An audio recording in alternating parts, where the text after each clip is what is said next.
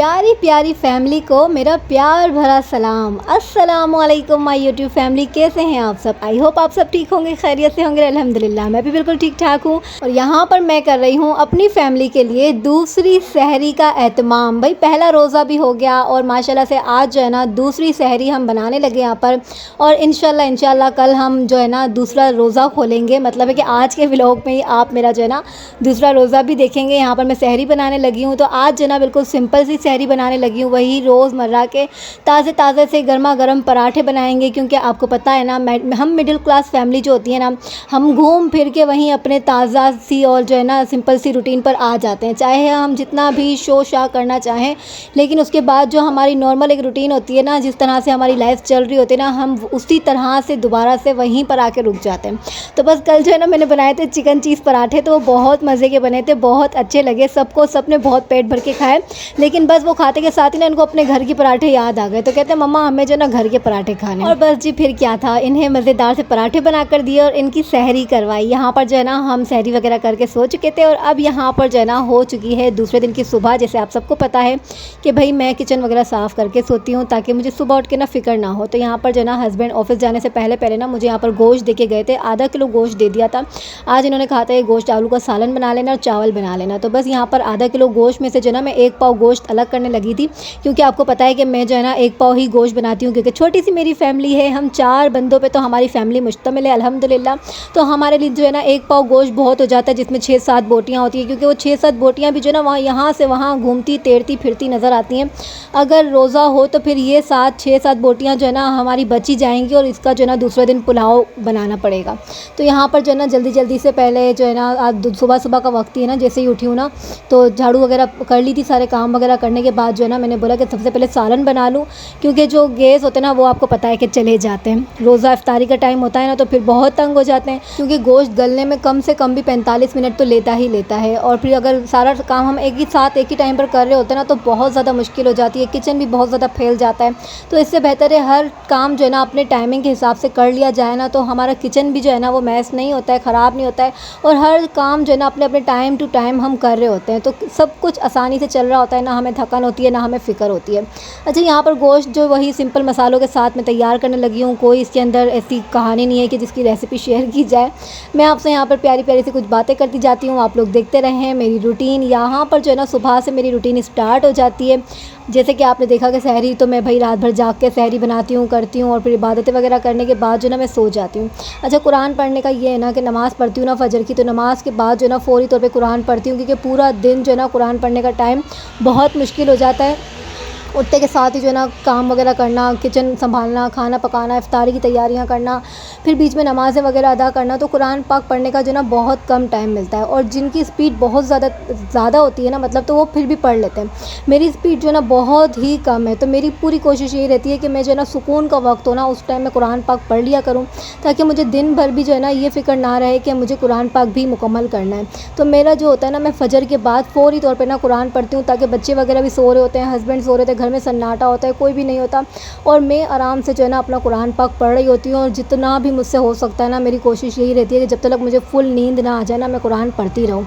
क्योंकि दिन भर टाइम नहीं मिल पाता। अगर दिन में बीच में टाइम मिलता है तो फिर इंशाल्लाह उस टाइम भी जो है ना कुरान लेकर बैठ जाती हूँ।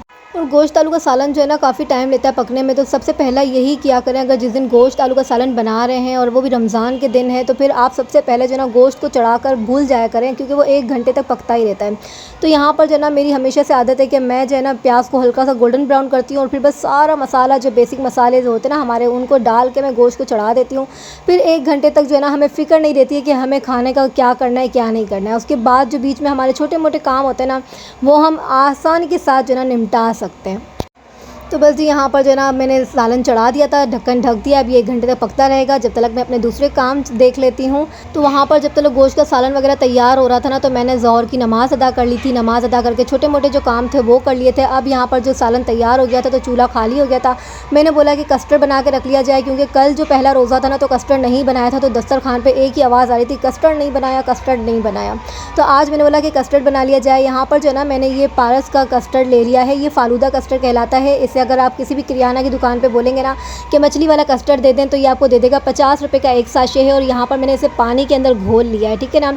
ये जो अंडा फेंटने वाला स्पैचुला होता है ना, इसी से फेंटना है, वरना इसके अंदर जो है ना छोटे छोटे लम्स बन जाते हैं, तो फिर वो ना गुठलियाँ बन के कस्टर्ड में आते हैं। अच्छा, कस्टर्ड जो है ना ये एकदम नरम नरम सा नहीं बनेगा, जैसे कि वनीला कस्टर्ड बनता है ना वैसा नहीं बनेगा, ये जमा जमा बनेगा फालूदे की तरह। अच्छा, यहाँ पर आधा किलो दूध है, आधा किलो दूध के अंदर मैंने 5 चम्मच जो है ना चीनी डाल दी है। अगर 1 किलो दूध होगा तो आपने 8 चम्मच चीनी डालने हैं, और अगर आधा किलो है तो आपको 4 से 5 चम्मच डालने हैं, ठीक है ना। यहाँ पर मुझे बहुत ज़्यादा अंदाज़ा है, क्योंकि मैं हमेशा ये वाला कस्टर्ड बनाती हूँ ना, तो मुझे पता है कि आधा किलो दूध के अंदर सिर्फ 5 चम्मच चीनी ही जाएगी। तो बस यहाँ पर जब पानी में घोल कर मैंने कस्टर्ड रखा हुआ था ना, इसको मैं इस तरह से डालती जाऊँगी। साथ ही साथ जो अंडा फेंटने वाला स्पैचुला है ना, इससे फेंटती भी जाऊँगी, चम्मच से नहीं फेंटेंगे वरना इसके अंदर बारीक बारीक सी गुठलियाँ बन जाएगी। तो इसके साथ फेंटती जाऊँगी तेज़ी के साथ, और इसको है ना थोड़ा सा 1 से 2 जोश दिलाए हैं, और जोश दिलाने के बाद इसको मैंने ये बाउल में निकाल कर थोड़ा सा ठंडा होगा, उसके बाद हम इसे फ्रिज में रख देंगे, और जब ये अच्छे से जम जाएगा ना तो फिर रात को खाने के साथ खाएँगे।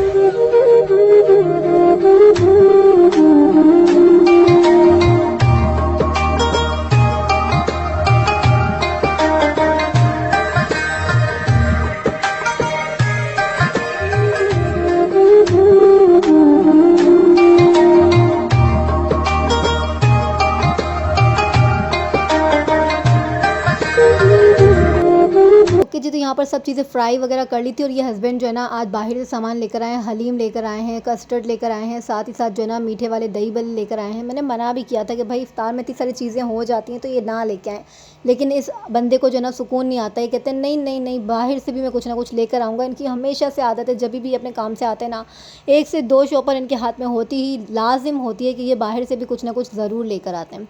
तो अल्हम्दुलिल्लाह अल्हम्दुलिल्लाह यहाँ पर जो है ना हमारा दस्तरखान सज चुका था माशाल्लाह से, और यहाँ पर जो है ना इशाल के फ़्राइज़ तैयार हो रहे थे, जिनमें इसकी जान बसी होती है कि इससे फ़्राइज़ लाजिम चाहिए होते हैं। और यहाँ पर जो है ना बिल्कुल तैयारी हो चुकी थी, टाइम बिल्कुल हो चुका था, और रूह अफ़ज़ा वगैरह, खजूरें वगैरह सब कुछ दस्तरखान पर सज चुकी थी, और इफ़्तार का टाइम बिल्कुल करीब था। यहाँ पर दुआएं मांगी जा रही थी, और माशाल्लाह माशाल्लाह से बहुत ही खूबसूरत ये जो है ना लम्हात होते हैं ना, एक गहमा गहमी का भी टाइम होता है, सब किचन में शोर व गुल हो रहा होता है कि जल्दी से दस्तरखान बिछा लो, जल्दी से सामान ले आओ, इफ्तार होने वाला है, अभी अजान हो जाएगी, अभी रोज़ा खुल जाएगा, सब दस्तरखान पे बैठ जाओ। बस इस तरह से जो एक लम्हा होता है ना, ये बहुत ही इंजॉय करने वाला होता है, बहुत मज़ा आ रहा होता है।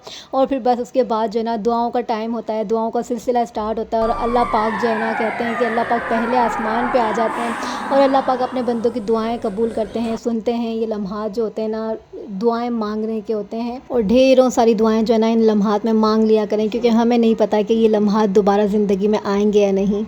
अच्छा जी, यहाँ पर जो है ना इफ़्तार वगैरह करने के बाद वही रूटीन स्टार्ट हो जाती है कि भाई किचन में आ जाना होता है, और बर्तन हमारा जो है ना इंतज़ार कर रहे होते हैं और हमें बुला रहे होते हैं, भाई जल्दी आओ, घर की मालकिन जल्दी आओ, हमें धो लो, हम यहाँ पर इंतज़ार कर रहे हैं, हमें ना सड़ाओ, हमें जल्दी जल्दी से धोकर अपनी अपनी जगहों पर लगा दो।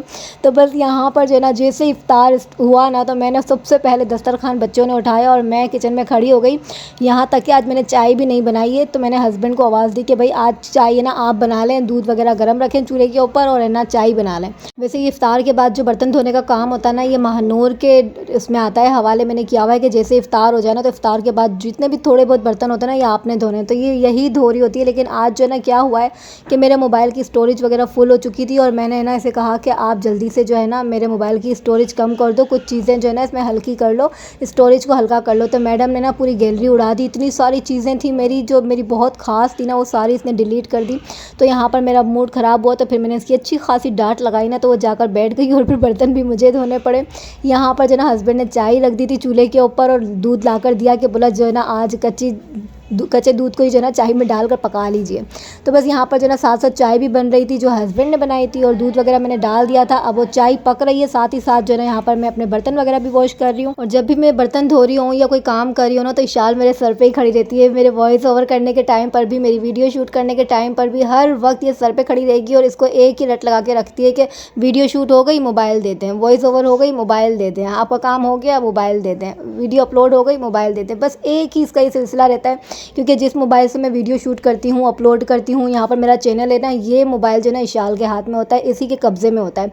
तो ये मुझे सुकून नहीं लेने देती है, इसमें ये अपनी वीडियोज़ भी बनाती है, जिसकी वजह से मेरा जो है ना पूरा मोबाइल हैंग हो जाता है और है ना उसकी स्टोरेज फुल हो जाती है। फिर मैं इतनी हज़ारों पिक्चर्स और वीडियोज़ को पहले डिलीट करती हूँ, स्टोरेज को कम करती हूँ, तब जाके मेरा जो वो है ना व्लॉग वो अपलोड होता है, वरना तो ये ना सेव भी नहीं हो रहा होता और ना ही वो अपलोडिंग के ऊपर जाने के लिए तैयार होता है, जिसकी वजह से मुझे बहुत ज़्यादा टाइम लग जाता है और मेरा जो कोई टाइम होता है ना अपलोडिंग का, उस टाइम से हटकर एक नया ही टाइम पर वो बेचारा अपलोड हो रहा होता है। मतलब है कि इतने सारे सयापे हैं आपकी बहन की ज़िंदगी में, तो यार इतनी मेहनत करती हूँ, उसके बाद एक वीडियो आपको देखने को मिलती है तो यार एक लाइक तो कर दिया करो, और न्यू हो चैनल के ऊपर तो सब्सक्राइब भी कर दिया करो।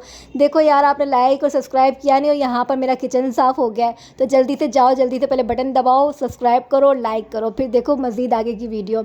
यहाँ पर सारा किचन साफ़ हो चुका है भाई, आए हाय हाय सुकून आ गया, सुकून। वही बात है ना कि बस किचन साफ़ हो जाए ना, हमारे दिलों को आ जाती है ठंडक और सुकून मिल जाता है। आप भी ज़रूर बताइएगा। अच्छा, यहाँ पर जो है ना सारे काम वगैरह कर लिए, नमाज़ वगैरह अदा कर ली, फिर यहाँ पर मेरा सालन तो वैसे ही तैयार मैंने दिन में कर लिया था। तो यहाँ पर वाइट रंग के चावल बनाने थे, मतलब प्लेन राइस बनाने थे, जो कि 5 से 6 मिनट के अंदर तैयार हो जाते हैं। वो तैयार हो चुके थे। अब हो चुका है डिनर का टाइम, क्योंकि हस्बैंड तरावी पढ़कर आते हैं ना, उसके बाद हम लोग है ना डिनर करते हैं, क्योंकि महानूर, इशाल और इशाल की एक फ्रेंड है ना, ये लोग तीनों मिलकर जो है ना घर में तरावी अदा कर रही होती हैं माशाल्लाह माशाल्लाह से। तो उसके बाद जो ये लोग सब फारिग हो जाती है ना नमाज़ पढ़ के, तरावी पढ़ के, तो फिर मैं जो है ना रात के 11 बज जाते हैं, यहाँ पर हम लोग डिनर करते हैं। अच्छा, यहाँ पर जो है ना चारों प्लेटें सज रही हैं। चटनी आप देख रहे हैं ना कि चटनी के बगैर जो अगर चटनी हो ना फ्रिज के अंदर पड़ी हुई, तो फिर उसके बिना जो है ना दस्तरखान पर कोई भी नहीं बैठता है। चटनी पापड़ सब इन्हें चाहिए होते हैं, लेकिन आज मैंने जो है ना पापड़ वगैरह नहीं फ्राई किए। वो मैंने कहा है कि दाल चावल बनाऊंगी ना उसी दिन मैं आपको फ्राई करके दूंगी। आज आप लोग सिंपल सा ही खाना खा लो, क्योंकि इतना सब कुछ इफ्तारी में खाया है, सब चीज़ें फ्राई थी, तो उसमें पापड़ ही पापड़ थे ना, तो अब पापड़ की जान छोड़ दो। तो यहाँ पर जो है ना मैं अपने व्लॉग को भी एंड करती हूँ। व्लॉग अच्छा लगा हो तो लाइक शेयर सब्सक्राइब करना ना भूलिएगा। अच्छा, तो यहाँ पर ना रात के 2 बजे का टाइम हो रहा था और ना इफ्तार के वक्त पे ये कस्टर्ड मैंने रखा था दस्तरखान पे, तो इतना पेट सबका फुल हो गया था ना, तो किसी ने नहीं खाया था। तो अब जो है ना रात के 2 बजे फिर से सबको भूख लगने लगी है, तो कस्टर्ड निकाला और खाने लगे।